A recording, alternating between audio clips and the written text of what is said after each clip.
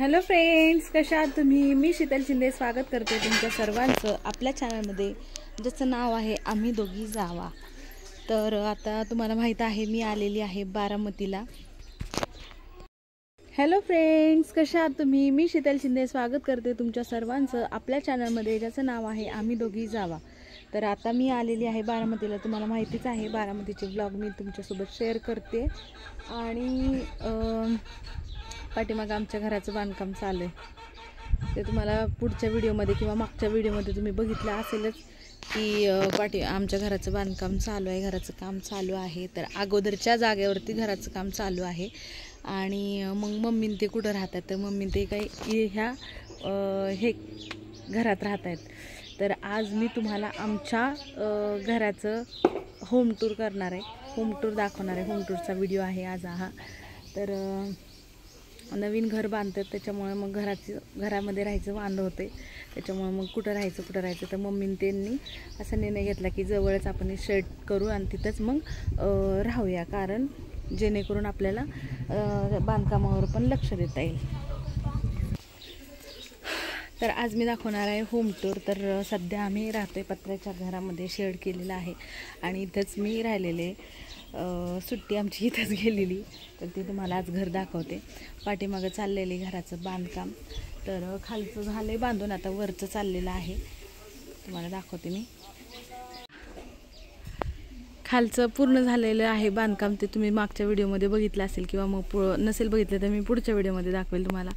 आणि वरच्या ह्याचं काम चालू आहे आता. इकडच्या भिंती वगैरे कालच बांधलेल्या आहेत, आज पूर्ण भिंती पलीकडनं पण बांधून घेतील.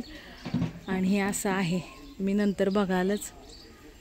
तर हे आहे आमच्या घराचं होम टूर, मी तुम्हाला दाखवते. तर इथं आहे कोंबड्यांचं जाळं, कोंबड्यांचं घर. तर वाळू आणून टाकलेली आहे सगळी. तर कोंबड्यांचं घर आहे. कोंबडीने अंड दिले बघा, खाली अंड दिलेलं आहे कोंबडीने. इथं ह्या त्याच्यावरच बसली परत ती. आणि त्यानंतर इथं चूल, त्यानंतर हे आहे आमचं पत्र्याचं घर, पत्र्याचं शेड.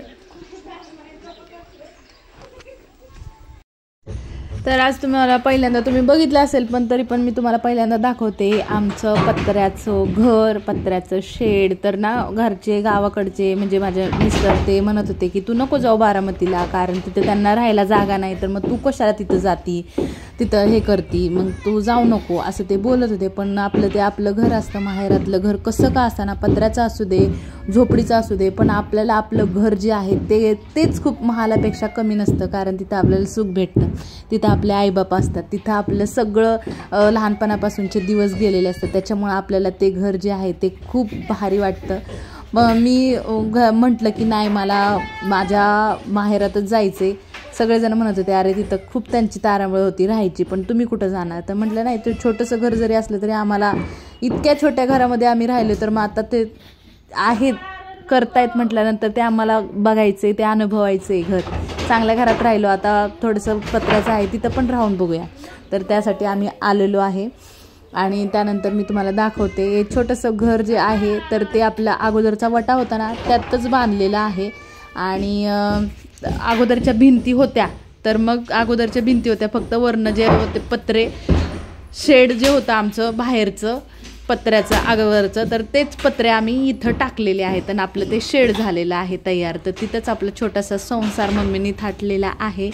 आणि त्यांना माहीत होतं की आत्ता म्हणजे काही एवढं वाटणार नाही, कारण स्नेहा पण नाही ना, ती जाणार आहे बाळातपणासाठी, तर ती पण 5-6 महिने येणार नाही, तोपर्यंत आपलं घर होऊन जाईल. मग त्याच्यामुळे त्यांनी तिथंच घेतलं.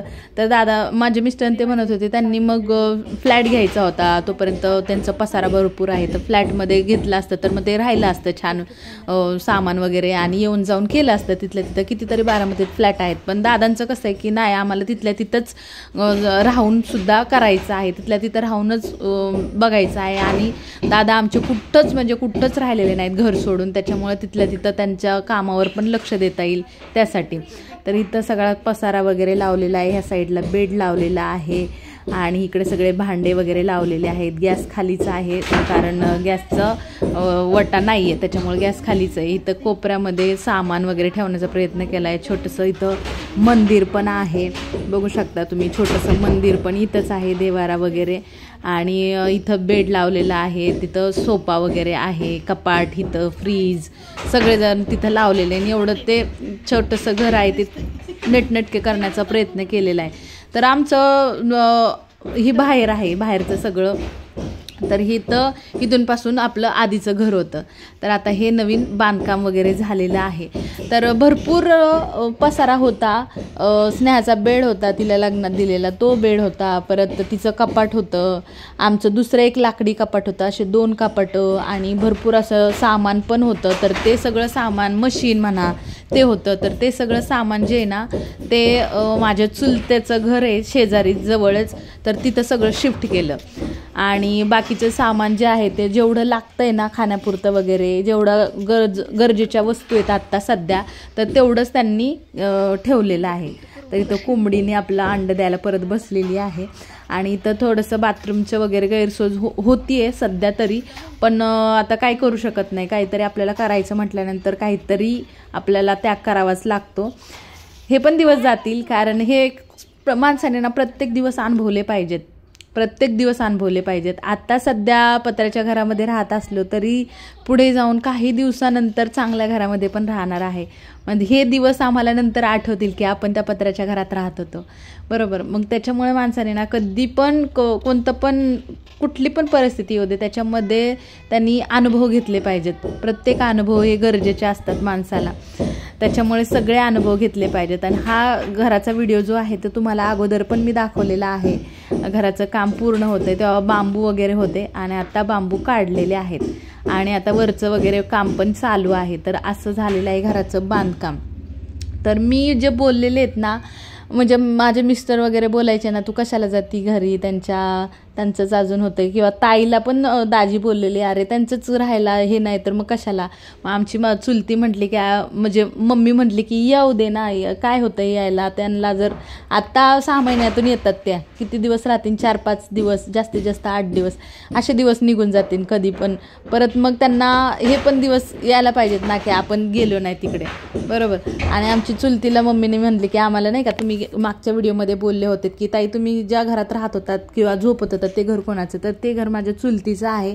आणि मम्मी जेव्हा म्हटले की पोर येतील की त्यांना झोपायला जागा वगैरे लागेल, समोरचं घर सफेद दिसतं ना ते होतं, तर त्यांना झोपायला जागा वगैरे लागेल. तर आमची चुलती म्हटली हा काय हरकत नाही, येऊ दे त्यांना. अजून त्यांनी तर पूजा पण नव्हती घातली तोपर्यंतच म्हटले की येऊ दे पोरीला, आणि झोपलं तरी काय हरकत नाही, आपली जागा आहे भरपूर सारी आणि त्यांना झोपू दे, येऊ दे.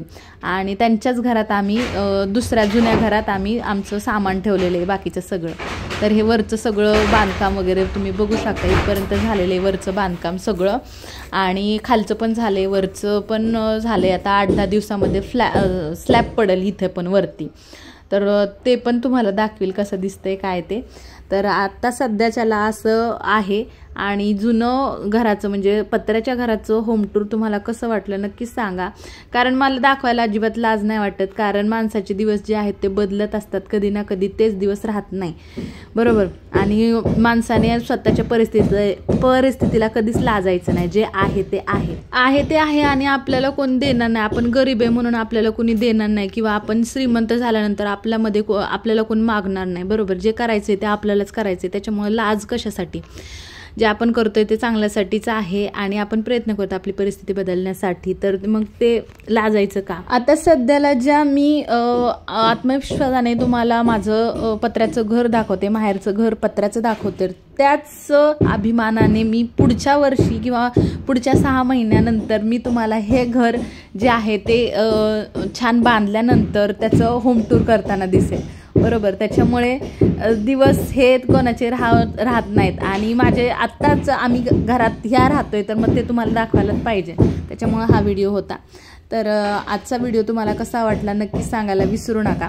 इकडचे सगळे गॅलरी वगैरे पूर्ण होतीलच, काय बांधकाम वगैरे होईल काही दिवसानंतर, आणि काही दिवसानंतर इथं स्लॅब पडेल. तर पडल्यानंतर मी तुम्हाला दाखवेल, शेअर वगैरे करेल तुमच्यासोबत. आणि चला तर आजचा व्हिडिओ कसा वाटला नक्की सांगायला विसरू नका आणि भेटूया पुढच्या व्हिडिओमध्ये. तोपर्यंत bye bye. Thank you for watching. Bye bye.